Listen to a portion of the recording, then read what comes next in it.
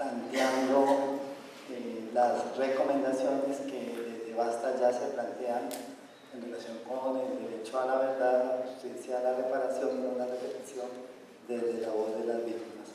Tenemos entonces espacio para preguntas y comentarios. Ya María Camila ha recibido varias de las preguntas. Esperamos entonces la formulación también de las preguntas para María José. Voy a darle la palabra entonces a María Camila. Tenemos más o menos 20-25 minutos para que puedas dar respuesta. Bueno, gracias. Aquí tengo preguntas como para hablar 2 horas, pero los veo dormidos y dormidos. Bueno, varias cosas. Hay unas preguntas, tenemos un primer grupo de preguntas que tienen que ver con esa como dicotomía entre justicia y verdad. Incluso se hace referencia al caso argentino y efectivamente hay sectores de la sociedad argentina que consideran que lo que se hizo fue todavía insuficiente. Y a ver, ahí voy a empezar por contarles qué pasó en Sudáfrica, porque eso me permite ilustrar cuál es el debate. En Sudáfrica, después del proceso de negociación entre el Consejo Nacional Africano, CNA, y el gobierno del entonces presidente de Klerk, acordaron crear una comisión de la verdad y la reconciliación. Ubiquémonos, 1990, es decir, no hay Estatuto de Roma todavía y no hay Corte Penal Internacional, y es un momento del mundo clave. Estamos saliendo de la Guerra Fría, acaba de caer el muro de Berlín, para que nos ubiquemos en el contexto histórico, porque si no después nos enredamos. Entonces, en ese momento, en esas circunstancias, con ese contexto, en Sudáfrica deciden crear una comisión de la verdad y la reconciliación, con varias características. La primera, acordaron que todas aquellas personas que tuvieran alguna responsabilidad de lado y lado en la violencia de 40 años en Sudáfrica, tanto de los blancos que sostenían y apoyaban el apartheid, como de los negros que resistían a la violencia racial, porque hubo violaciones de derechos humanos de lado y lado. Entonces acordaron que esas personas iban a ir a la Comisión de la Verdad, iban a confesar lo que habían hecho frente a las víctimas. Esa Comisión de la Verdad además iba a escuchar a las víctimas. Y decidieron hacerlo, de las cosas más importantes de ese proceso, en audiencias públicas, en prime time. Estaba eso en televisión, en la hora, como decir aquí, la hora de las novelas. La idea era que todo el país centrara la atención en lo que estaba pasando en la Comisión de la Verdad. Esas personas que acudían a la Comisión de la Verdad a rendir su testimonio y los perpetradores que iban a confesar lo que habían hecho, iban, por el hecho de ir a la Comisión de la Verdad, iban a obtener amnistía. Es decir, que no iban a ser judicializados. Pero esa norma, o esa regla, tenía una excepción, que es muy importante y que suele olvidarse cuando se habla de la experiencia de la Comisión de la Verdad. La excepción era que aquellas personas de ambos lados que hubieran sido responsables de las mayores atrocidades, es decir, de acuerdo con el Estatuto de la Comisión de la Verdad, hubieran infringido el principio de proporcionalidad de los hechos, no podían ir a la Comisión de la Verdad. El planteamiento central era: hay hechos que no guardan ninguna proporcionalidad con el fin político. Se reconocía que las partes tenían un proyecto político, equivocado estuvieran de acuerdo o no estuvieran de acuerdo los unos y los otros, eso es importante. Había un propósito político. Cada parte defendía un proyecto político. Entonces el planteamiento era hechos como matar niños o violar mujeres no tienen ninguna relación con el proyecto político. Son desproporcionales con el fin político que buscaban las partes. Con ese criterio excluyeron de la Comisión de la Verdad a esas personas y se suponía que esas personas inmediatamente iban a ser judicializadas, es decir, iban a pasar al sistema penal surafricano y que en el proceso penal iban a contar su verdad y lo que habían hecho. ¿Qué pasó en la práctica? Toda la atención se concentró en la Comisión de la Verdad, en las audiencias, Monseñor Desmond Tutu allá presidiendo esas audiencias públicas, un proceso una catarsis social muy importante. Pero los que tenían que haber sido judicializados nunca fueron judicializados. Resultado, amnistía para los que fueron a la Comisión de la Verdad y contaron, y amnistía de facto para los que no fueron a la Comisión de la Verdad, pero tampoco fueron judicializados y por lo tanto nunca supimos su verdad. Años después, 20 años después, 25 años después, no, 24 años después, las víctimas de esos responsables de las mayores atrocidades siguen reclamando el derecho a la justicia y a la verdad. Y hace más o menos 5 años, por la presión de las organizaciones de víctimas, que empezaron a ver que además estaban conviviendo con sus victimarios,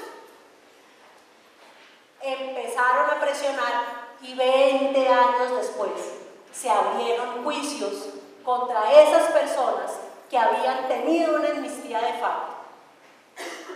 Y durante esos 20 años, Sudáfrica no se reconcilió. No se volvieron a matar por cuestiones del apartheid. El régimen del apartheid cayó. Se creó una nueva constitución, de las constituciones más garantistas del mundo. De hecho, la constitución del 91,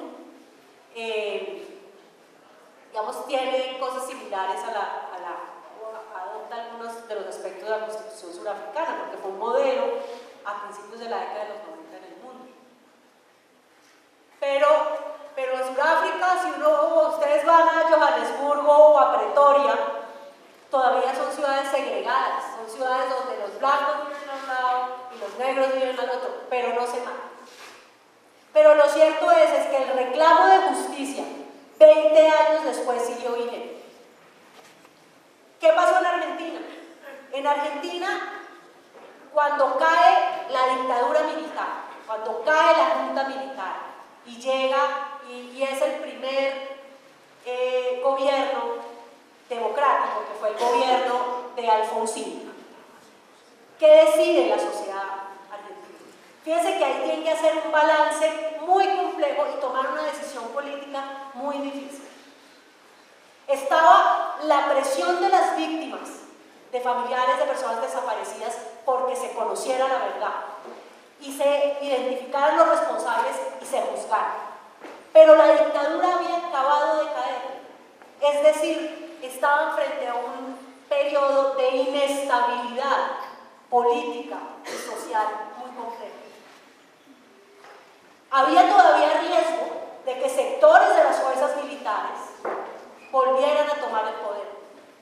Es decir, que era una transición de mucha fragilidad. Entonces la decisión por la que adoptan es una ley de amnistía y punto final. Nadie va para la cárcel por los hechos que han pasado, pero nos vamos a una comisión de la verdad. Y se crea la comisión Sábato, presidida por Ernesto Sábato. Y esa comisión de la verdad esclareció los hechos de la desaparición forzada y de la detención arbitraria. Pero no solamente se quedó con saber qué había pasado con esas personas y se identificaron qué era lo que pasaba, que los montaban en aviones, esas historias macabras, que subían a los prisioneros, a los detenidos en aviones y los botaban al mar, en alta mar, las presiones, las prisiones y las torturas torturas horribles que ocurrieron durante esos años de la dictadura argentina. Todo eso lo reveló en el informe de la Comisión de la Verdad, pero no se quedó ahí, estableció responsabilidades. Responsabilidades individuales. ¿Quién era el comandante de la prisión tal? ¿Quién era el que daba las órdenes de etcétera, etcétera, etcétera? Se quedó ahí en el informe.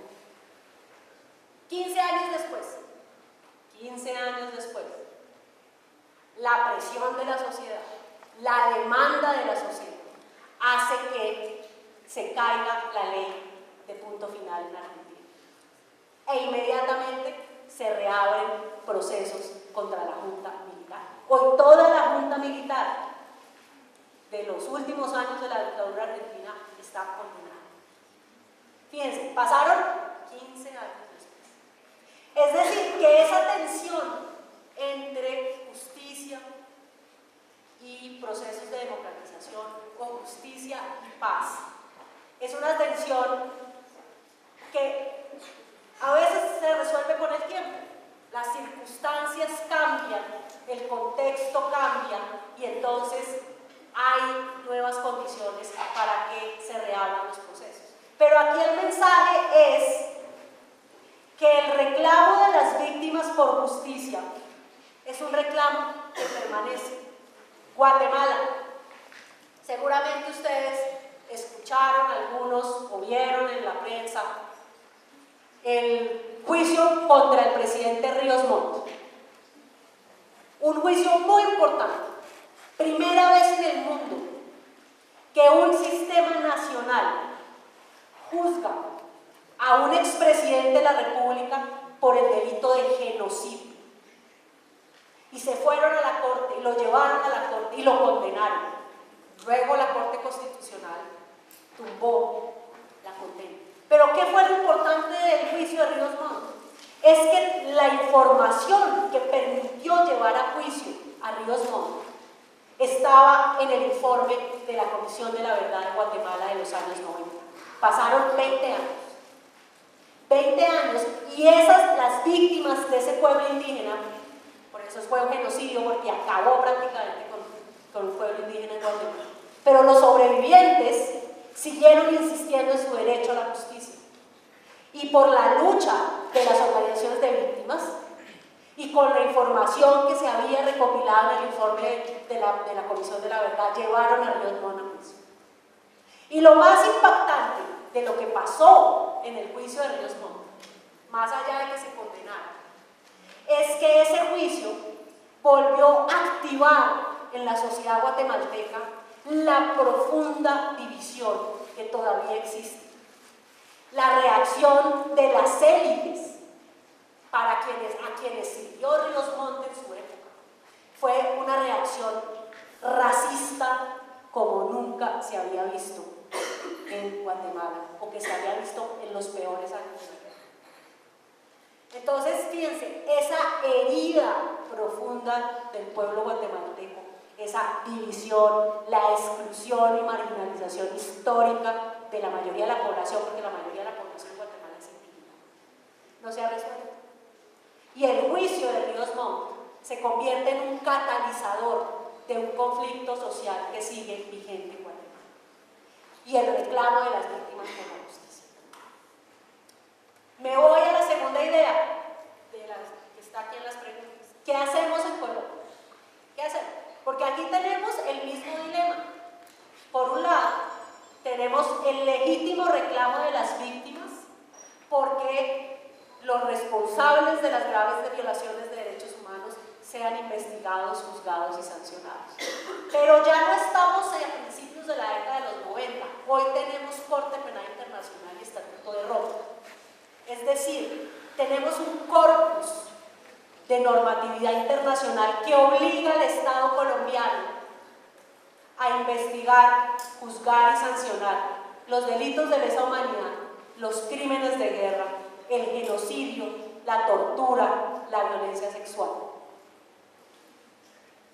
Es una obligación del Estado. El Estado podría renunciar a ello y decir, en aras de la paz, yo voy a conceder amnistía, por ejemplo. ¿Cuál sería el riesgo? El riesgo es Uno, las víctimas, 10 años, 15 años después, van a salir y van a decir, este proceso de paz no me satisfizo. Mi derecho a la justicia no fue garantizado en este proceso. Yo reclamo ante las instancias nacionales e internacionales que se haga justicia en mi caso.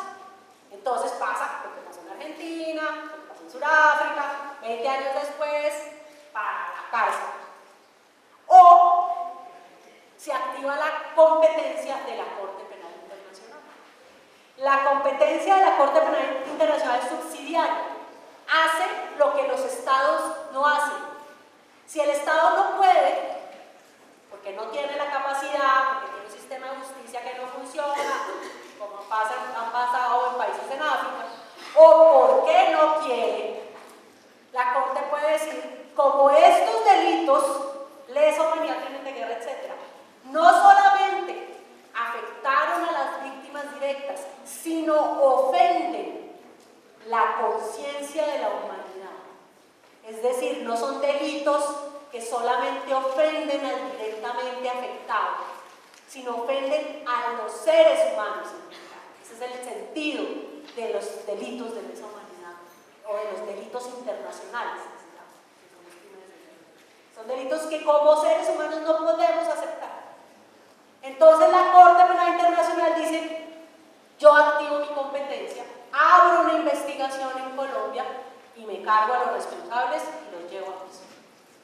Ese es el sentido del Estatuto de Roma. Entonces, fíjense, por un lado tenemos ese panorama. Y además está la Corte Interamericana de Derechos Humanos, que es todavía más, ¿qué diría yo?, más maximalista que el mismo Estatuto de Roma. Porque lo que dice la Carta Americana de Derechos Humanos es que los estados tienen la obligación de investigar, juzgar y sancionar todas las violaciones de derechos humanos. Ya no solamente lesa humanidad y crímenes de guerra, sino todas las violaciones de derechos humanos. Y por esa razón, Colombia ha sido condenada varias veces. Aquí hay una pregunta sobre el sistema de la Corte Interamericana. En varios fallos, ¿quién le hace seguimiento a eso? El mismo Estado, las mismas víctimas. ¿Sirve para algo? No. Simbólicamente es muy importante. Se condena al Estado, esa condena por lo general puede tener efectos en el sentido de que el Estado está en la obligación de reabrir procesos judiciales si quedaron mal hechos o no se hicieron, reparar a las víctimas, pero son procesos que se demoran eternamente y son muy complicados. Pero es muy importante como precedente. Entonces, tenemos eso por un lado. Por el otro, ¿qué tenemos? Ahí viene la otra parte de la tensión. Por aquí justicia, por acá paz. Si la promesa en la mesa de La Habana es que firmado el acuerdo, los señores de las FARC se van para la cárcel, no hay firme del acuerdo. Así de sencillo. Así de simple. Efectivamente, ningún proceso de paz en el mundo en los últimos 40 años, ninguno, no hay excepción, ha terminado con los negociadores en la cárcel. Ninguno. Colombia no tendría que ser la excepción. Entonces fíjense que la tensión es una tensión muy importante. Eso es lo que está hoy en debate en La Habana. De eso es que depende que haya firma o no haya firma. Por eso es tan importante esta discusión.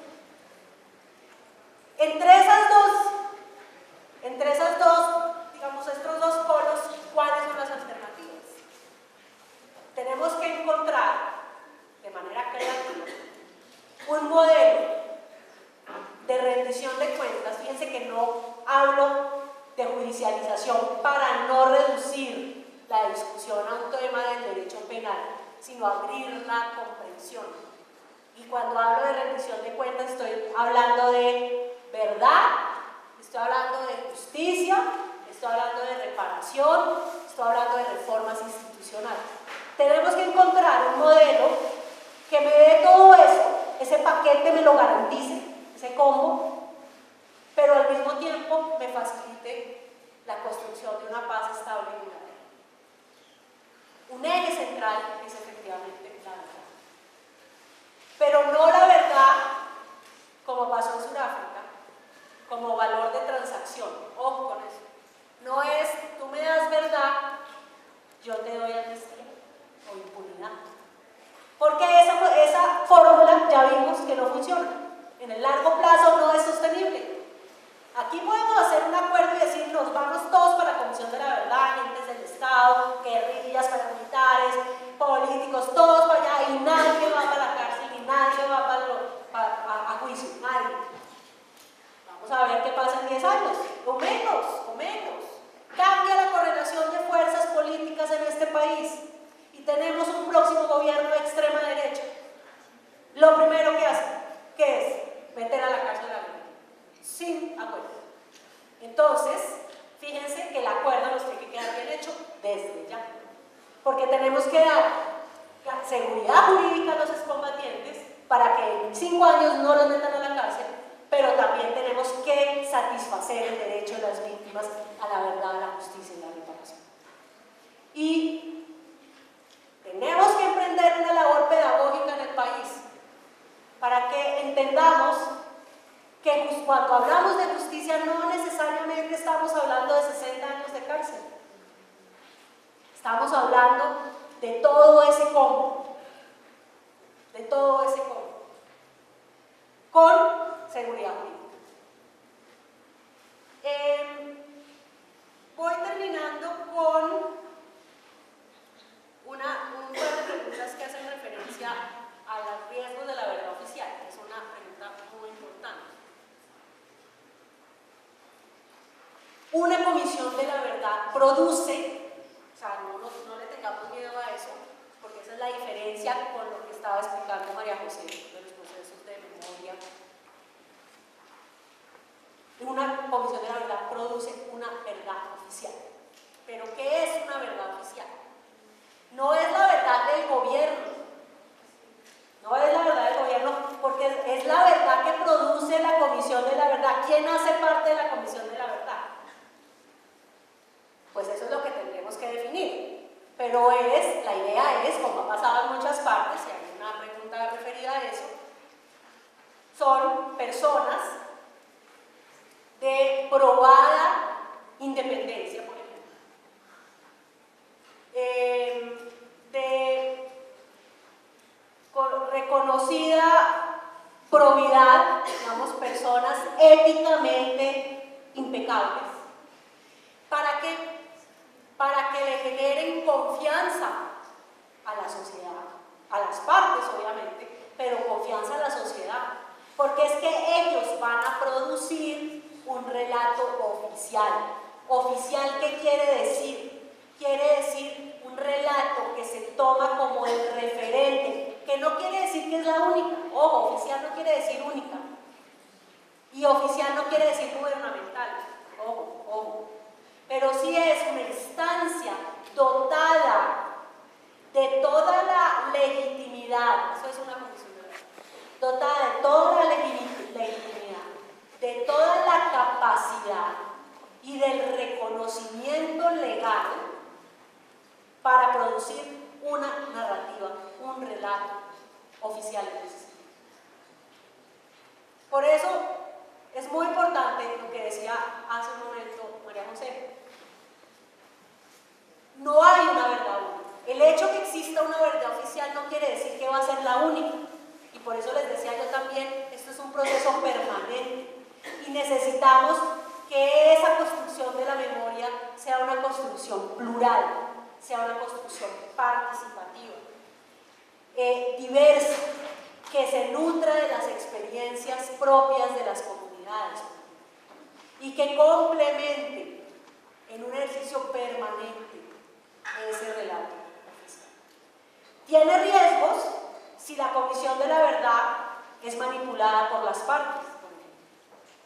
Creo que al país no le serviría una comisión de la verdad diseñada 100% a la medida de las FARC y del gobierno en Colombia. Entonces, las FARC ponen la mitad de los comisionados, el gobierno pone la otra mitad de los comisionados, definen la metodología, el mandato. Esa, por lo menos a mí,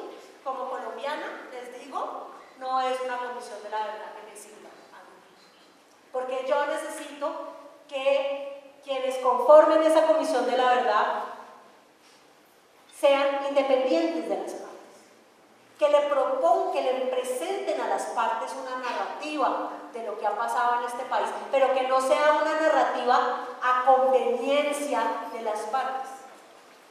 Claro, se va a nutrir también de la verdad de las partes, de la verdad de las FARC, que tiene su propia verdad, de la verdad del Estado, que tiene su propia verdad. Pero también se va a nutrir de las voces de las víctimas y de muchas otras voces para crear ese relato más completo. Esa es la diferencia. Esa es la diferencia. El riesgo es cuando estamos hablando de una comisión de la verdad manipulada. Y cierro aquí la intervención contándoles lo que pasó en Kenia. Es una experiencia reciente. Imagínense que en Kenia ha tenido muchas guerras. Desde, digamos, la independencia colonial a la fecha, como la mayoría de los países de África, ha sido un eterno ir y volver sobre los conflictos, entre otras cosas, porque la raíz también está en esos procesos de colonización y poscolonización. Pero hubo un episodio que ocurrió en el 2000, del 2000 al 2001, a raíz de un proceso electoral. Eso desató, en ese momento había fuerzas sociales políticas encontradas, hubo un proceso electoral, el que perdió dijo que había habido fraude y se fueron a las armas allá y mataron un poco. Años después deciden crear una comisión de la verdad para esclarecer los hechos de la violencia postelectoral de esa época. Y emprenden un proceso muy interesante de consulta. Crean la comisión de la verdad por ley. Y en la ley establece que se creará un panel se llamaba más bien no un panel, sería una subcomisión parlamentaria. Empezaron los problemas. Una subcomisión del Parlamento que iba a tener la tarea de definir los integrantes de la comisión de la verdad y el mandato. Entonces esa subcomisión dijo, no, vamos a hacer una cosa bien hecha. Vamos a hacer un proceso de consulta nacional para consultar la forma que iba a tener esa comisión de la verdad y los integrantes y para consultar el mandato. Entonces se fueron por todo ese país a hacer consultas en las regiones, con las comunidades, con los diferentes grupos étnicos, le preguntaban a todo el mundo y eso duró como un año. Finalmente, entonces, fue ese proceso de consulta muy importante que le dicen, no, pues toda la legitimidad, después de un proceso de consulta de un año, y efectivamente entonces acordaron que el mandato iba no solamente a ver lo que había pasado en la violencia postelectoral, sino que iba a haber 45 años. Es decir, desde que terminó el proceso de las guerras postcoloniales a la fecha. 45 años de mandato. Conformaron la comisión de la verdad. Entonces al principio la gente entusiasmadísima, efectivamente se veía reflejada en ese mandato. ¿Qué pasó? Pues que en el camino, acuérdense que era parlamentario, durante ese proceso de consulta y tal, el gobierno y el partido de gobierno empezó a ver que ya como que no nos gusta tanto este proceso, que eso tan consultado y es como tanta gente aquí opinando, nosotros nos habíamos imaginado que esto iba a ser una cosa más bien que podíamos nosotros como conducir, pero ya ni modo, ya estaba creada, entonces ¿qué hicieron? Pues no les vamos a dar muchos recursos. Entonces el mandato no se correspondió con la capacidad que le dieron ya financiera, de equipos, etcétera, la verdad, y empezaron a tener problemas. Pero pasó algo todavía más grave. Sí, empezaron a trabajar y ahí más o menos lograron hacer la tarea. Pero resulta que el gobierno, que además había tenido participación en los hechos de la violencia postelectoral, para tener algún tipo de control, porque no estaban tan contentos de que esto fuera tan participativo, decidieron que escogían al presidente de la comisión. Todos los demás habían sido escogidos por ese panel y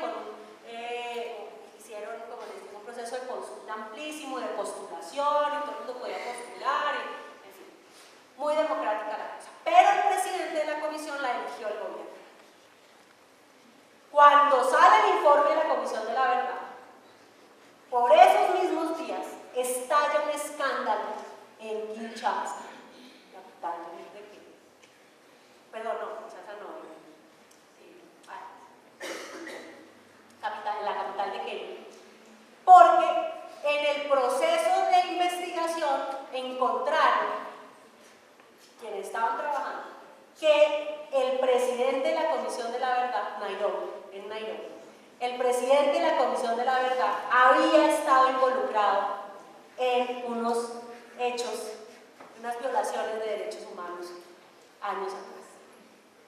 Todo el esfuerzo, fíjense, de consulta, de concertación, el esfuerzo de la Comisión de la Verdad que trabajó durante 3 años, se vino ya con el informe listo, ya a 2 días de entregarlo al Congreso. Se vino abajo la legitimidad y la credibilidad de la Comisión de la Verdad por el escándalo en el que estaba involucrado el presidente. Entonces fíjense que aquí son una serie de factores que hay que saber conjugar. La legitimidad depende de muchas cosas, entre ellas de la honestidad, la ética, la independencia de los comisionados. Porque claro, la reacción de la sociedad de Kenia, con toda razón, fue, no, esto es un relato amañado. Pues ahí está el gobierno manipulando y creando la verdad oficial del gobierno. Fíjense ustedes ahí. Ese debate lo vamos a tener. La primera pregunta que tenía giraba en torno a la acogida de los grupos desmovilizados. Bueno, ¿cómo considero yo que las organizaciones y la sociedad pues, pueden asumir un rol activo en esta opción? Bueno, digamos, aquí me saldría un poco del papel o de la función que tengo en el Centro Nacional de Memoria Histórica, porque obviamente tengo una historia particular en el tema, y es que soy hija de un comandante guerrillero desmovilizado en los años 90, entonces digamos que puedo hablarles más acertadamente desde ese rol que desde el rol de digamos, como funcionario del Centro Nacional de Memoria Histórica. Entonces, bueno, digamos, ahí hay un reto enorme. Por un lado, yo pude ver, por ejemplo, cómo muchos miembros del M-19 y de las otras guerrillas se desmovilizaban. Yo no estoy hablando, cuando hablo de militantes o miembros, estoy hablando de la gente de base. No es el caso, obviamente, que vemos con los comandantes, que saben perfectamente ustedes ahorita los roles que están desempeñando, sino de la militancia, porque ellos salen sin ninguna protección, sin ninguna garantías, con una concepción de grupo en su cabeza, con una concepción, digamos, para funcionar de una manera distinta. Ellos no son individuos en una sociedad, ellos son miembros de un grupo que opera como grupo, y entonces eso ya de entrada los pone a ellos en unas dificultades enormes. Además, digamos, por ejemplo, si tú eras explosivista o miembro de las fuerzas especiales, o en fin, cualquier cargo que tuvieras en la guerrilla, cuando tú entras a la sociedad civil y pues básicamente presentas tu hoja de vida a una empresa o no sé, digamos, tu referencia como explosivista pues no tiene ningún valor, claramente, y nadie va a querer tener a un miembro de la insurgencia o un explosivista operando. Circunstancia distinta, por ejemplo, pasó con algunos miembros que eran encargados de las comunicaciones, porque obviamente tenían experiencia en interceptar y en redes, entonces fueron bienvenidos en empresas de comunicaciones, pero realmente la aceptación que ellos tuvieron al reinsertarse fue nula. Muchos terminaron, digamos, en algunos pues reincidiendo, porque obviamente su experiencia era más efectiva en estos campos, ¿no? Otros pues obviamente en empresas de protección, algunos fueron a dar al DAS, pero realmente la mayoría termina vendiendo mangos biches en la calle, cargando bultos en corabastos, o sea, digamos, nada para lo que ellos habían luchado, independientemente de que nosotros estemos de acuerdo o no con las opciones políticas, nada para lo que ellos habían estado luchando terminaron haciéndolo después de la desmovilización, y eso genera, digamos, unos desbalances muy grandes para ellos. Además, porque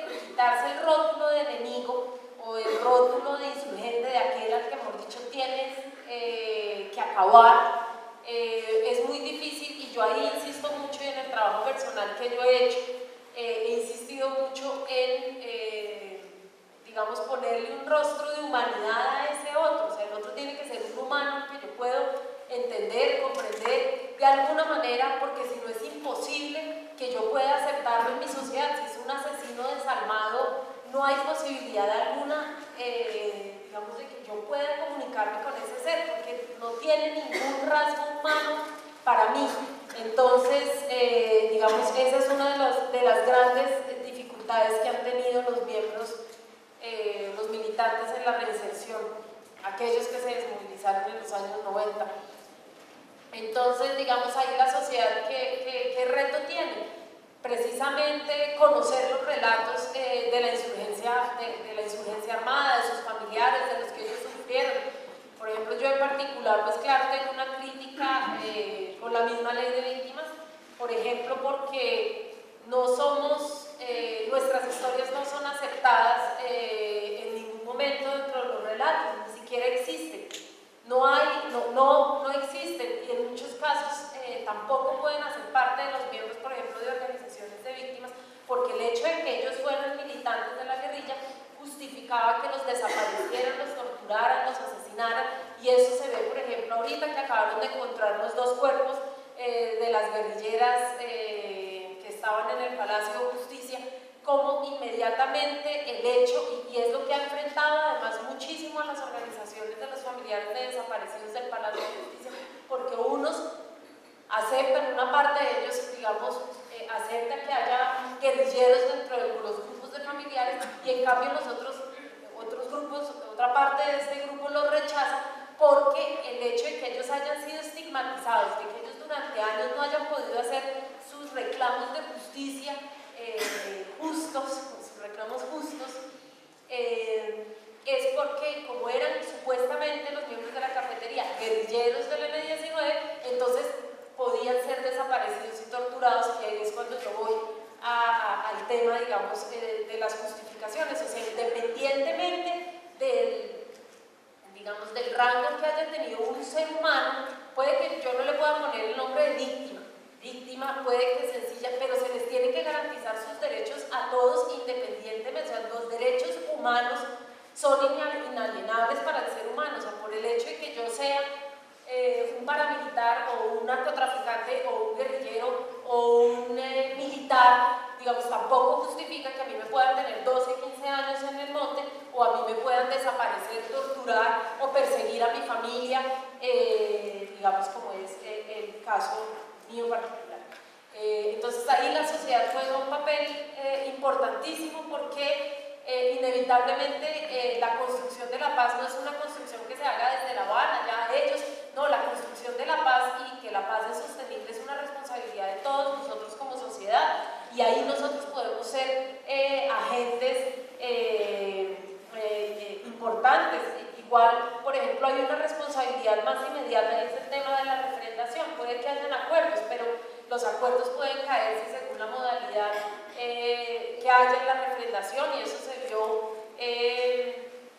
también en los acuerdos de paz en el 90, cuando el acuerdo político se cae, y básicamente la desmovilización se da porque, digamos, había una voluntad de los militantes de la guerrilla en ese momento.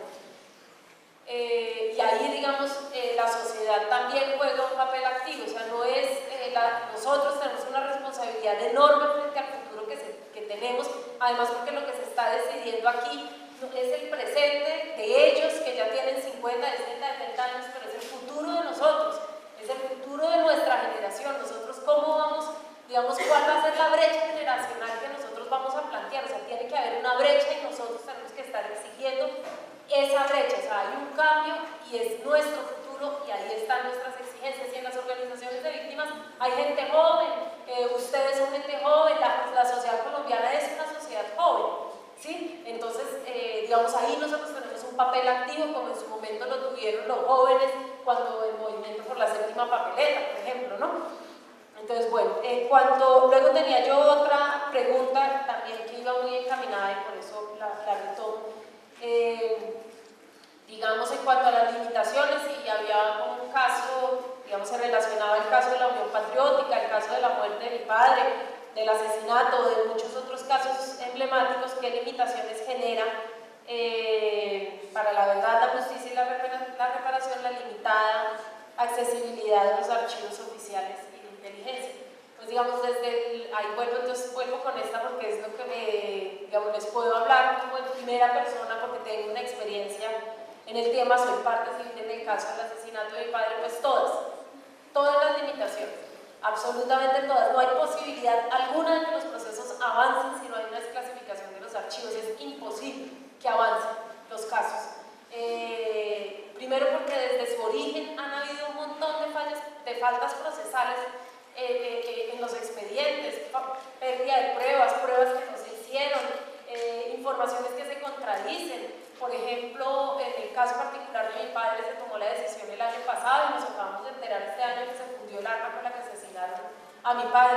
Eso es digamos, y la decisión la toma la Fiscalía y el Ejército. Eso es claramente, digamos, eliminar pruebas. O sea, es un proceso abierto y no se pueden eliminar las pruebas.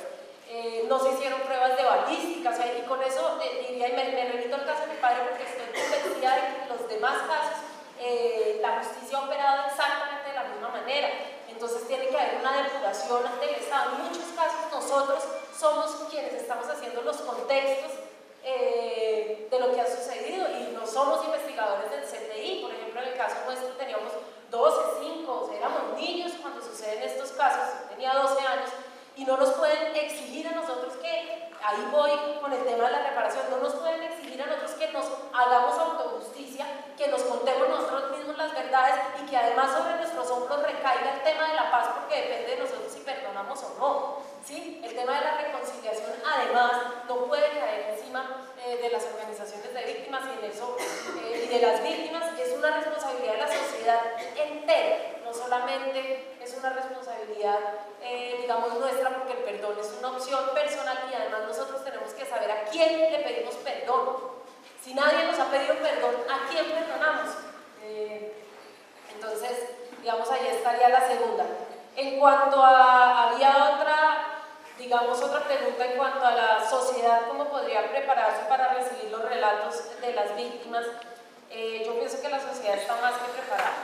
Yo pienso que la sociedad colombiana está lista para recibir los relatos de las víctimas y es más, está lista también para recibir los relatos de quienes no son víctimas, que tuvieron algo que hacer por evitar lo que en este país ha sucedido y no han hecho absolutamente nada en estos años. Entonces ahí hay una responsabilidad inmensa de todos y estamos todos, digamos, preparados, la sociedad está ávida de verdad y para continuar y transitar en unos escenarios distintos, en unos códigos de relación distintos para aprender a dirimir nuestros conflictos de una manera diferente. Inevitablemente necesitamos escuchar los distintos relatos, digamos, ya no pasa por si estamos preparados o no, realmente es una necesidad histórica que tenemos. Bueno, ¿cómo se construye el relato, cómo se, digamos, un rechazo social? Pues inevitablemente vamos a rechazar lo que como seres humanos, digamos, no podemos aceptar y por eso el hecho de saber la verdad, conocerla, escuchar la pluralidad de relatos es importantísimo. Finalmente hay una pregunta sobre sectores, por ejemplo, como el uribismo, que no aceptan y no creen en el proceso de paz. ¿Cómo hacer para que estas víctimas se vinculen no solamente a los acuerdos en La Habana, sino a la verdad, la justicia y la reparación? Bueno, yo creo que independientemente, digamos, ese es el camino independiente que tiene cada sector de las víctimas de hacer parte o no hacer parte, tanto de las políticas públicas como de los acuerdos en La Habana. El hecho de que se den unos acuerdos en La Habana, y nos lo estaba explicando muy bien María Camila, no quiere decir que todos los sectores de víctimas estén de acuerdo, que todos los sectores de víctimas lo avalan, pero inevitablemente van a seguir exigiendo justicia en los términos en los que para ellos es justicia, y ese es un reclamo legítimo. Y nosotros no podemos, digamos, desconocer que ellos han sufrido lo que han sufrido y que, digamos, tienen derecho a hacer ese justo reclamo, como si en La Habana se decidiera, por ejemplo, que o en La Habana o en otros escenarios, en la Comisión de la Verdad, los miembros del Estado que hicieron parte en el asesinato, en el genocidio, en la persecución política contra nuestros padres y nuestros familiares, el hecho de que se tome esa decisión no quiere decir bajo ninguna circunstancia que nosotros vamos a dejar de exigir justicia, dejar de exigir verdad y de exigirle a la sociedad o pedirle a la sociedad que nos acompañe en ese reclamo que es justo a aquellos sectores de la sociedad que deciden y quieren acompañarnos. Y con eso terminaré. Gracias.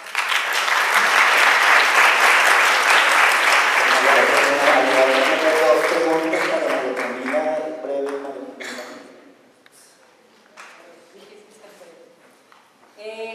Hay una pregunta sobre reclutamiento ilícito dentro de niños y niñas jóvenes, y hay un tema sobre garantías de no repetición ligado al desplazamiento forzado.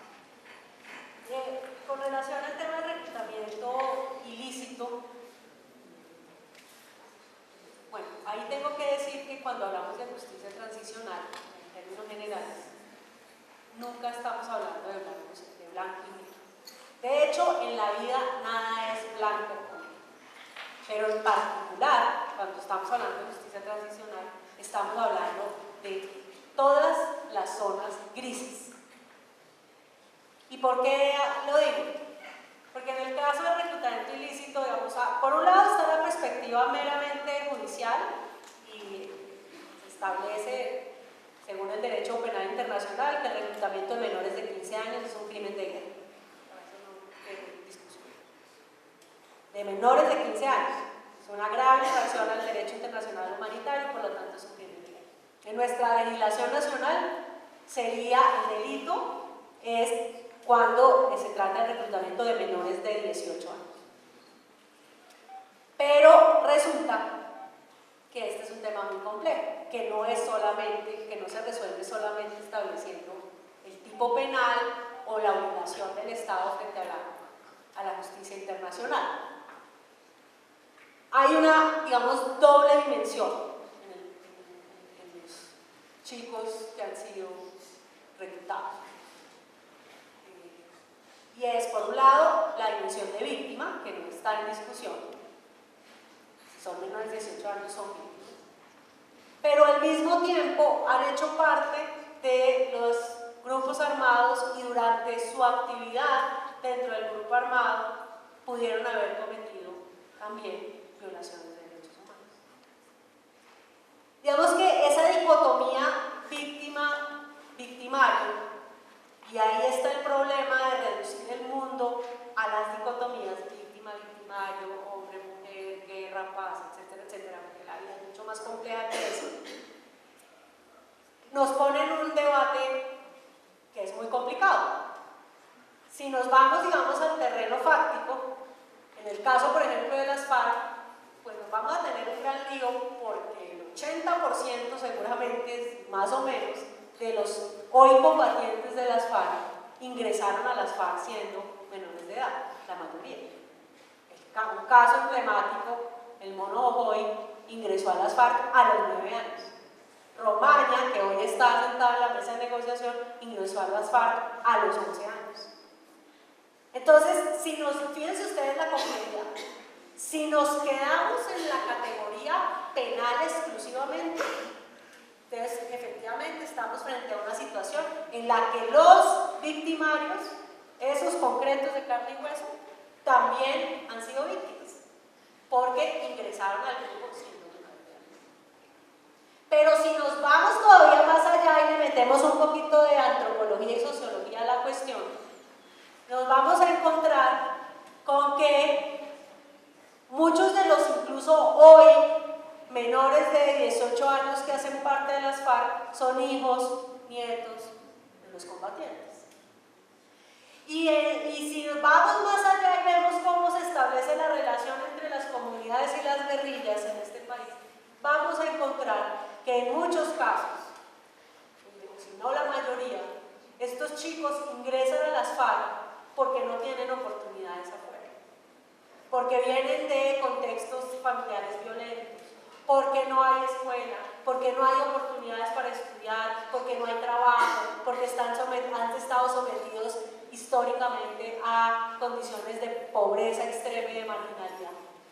Aparece la guerrilla con un discurso como el que tiene, con una propuesta que resulta muy atractiva para un chico campesino que no tiene otra opción y se va. Entonces fíjense que aquí cuando empezamos a explorar las responsabilidades son múltiples. Hay una responsabilidad del Estado por no haber prevenido el reclutamiento ilícito, es decir, por no haber generado las condiciones necesarias para que ese chico tuviera sus derechos económicos, sociales y culturales garantizados y un entorno protector, familiar, comunitario, social, que evitara que se fuera al grupo armado. Hay, claro, una responsabilidad del grupo armado en su crimen de guerra cuando se trata de menores de 15 años. Y hay un justo reclamo también de la sociedad porque se judicialice ese delito de reclutamiento forzado. Pero además, la tercera dimensión, estos chicos al mismo tiempo pudieron haber sido responsables de hechos victimizantes. ¿Cuál es la salida? Para no caer en esta dicotomía que nos va a llevar como a una sin salida. Efectivamente, son víctimas, no está en discusión, pero también son sujetos de responsabilidad. No responsabilidad penal. No necesariamente, volvemos al punto, no necesariamente el camino es la responsabilidad penal. Pero en su proceso de reincorporación a la vida civil, en su proceso de reconstruir su identidad, ya no como guerrillero o paramilitar, sino en la construcción de su identidad como ciudadano con plenos derechos, tenemos que afianzar también la idea de que es un sujeto que toma decisiones, es un sujeto que por lo tanto puede asumir responsabilidades. Ese es un debate muy importante en el país, porque ya en el ámbito institucional lo que tenemos es como una esquizofrenia. Entonces los chicos están hasta los 18 años con el ICBF, tratados como víctimas, cumplen los 18 años y pasan a la Agencia Colombiana de Reintegración y los tratan allá como victimarios. Entonces, pues, ¿al fin qué? Entonces, fíjense que repensar esas categorías, abrir la mente para no ver el mundo en blanco y negro, sino en los múltiples grises y en todos los colores del arco iris, nos permite también tener respuestas mucho más adecuadas a problemas que son tan complejos.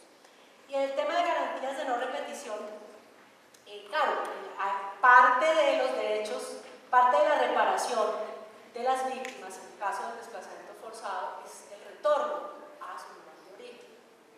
Pero no es solamente retornar para poder quedarse donde vivían y poder reconstruir su proyecto de vida, y poder tener condiciones para permanecer allí, etc. Pero obviamente el retorno en medio del conflicto armado hace que esas posibilidades se reduzcan al máximo. Si no se desactivan los factores que generaron el desplazamiento, los factores que generan la violencia, los factores que generan el riesgo, pues la garantía de no repetición es mínima. Y hay miles de historias en este país de personas que han retornado, personas desplazadas que han retornado a su lugar de origen y al cabo del tiempo vuelven otra vez a ser amenazadas y vuelven otra vez a ser desplazadas. Y muchas veces son círculos viciosos que nunca se rompen, ¿no? En un eterno ir y volver sin ninguna garantía para la permanencia real en el territorio. Entonces, como decía María José, y en eso pues me identifico plenamente, la principal garantía de no repetición en este país hoy es el proceso de paz. Pero claro, el proceso de paz va a desactivar el conflicto armado entre el Estado y las guerrillas. Van a permanecer otros factores de riesgo en el territorio, que de hecho serán también factores de riesgo para la reincorporación de las FARC y el ELN, sea la forma que esa reincorporación tome. Porque seguimos teniendo criminalidad organizada, mafias, paramilitarismo, que no se va a resolver con la firma del acuerdo. Entonces, el tema de las garantías de no repetición va mucho más allá. El proceso de paz es fundamental, pero también hay que reformar las instituciones, tener un sistema de justicia que funcione. Uno de los factores más contundentes o de las causas contundentes de este círculo eterno de conflicto es la impunidad. Entonces, si no queremos, hay que romper esos círculos viciosos. Entonces hay que reformar la justicia, hay que ponerla a funcionar, que funcione en el posconflicto, en el posacuerdo, que funcione y que no repitamos otra vez ese eterno ciclo de violencia, impunidad, violencia, impunidad. Hay que reformar las instituciones, los organismos de seguridad y de inteligencia de este país. Obviamente, una firma de la paz con las guerrillas necesariamente tendrá que llevar a una reducción del pie de fuerza, una concentración de la acción policial contra la criminalidad organizada. Pues si ya no hay guerrilla, no tiene sentido tener 500.000 efectivos en las fuerzas militares. Entonces, todos esos aspectos hacen parte de las garantías de no repetición para que, por ejemplo, los procesos de retorno de la población desplazada sean sostenibles.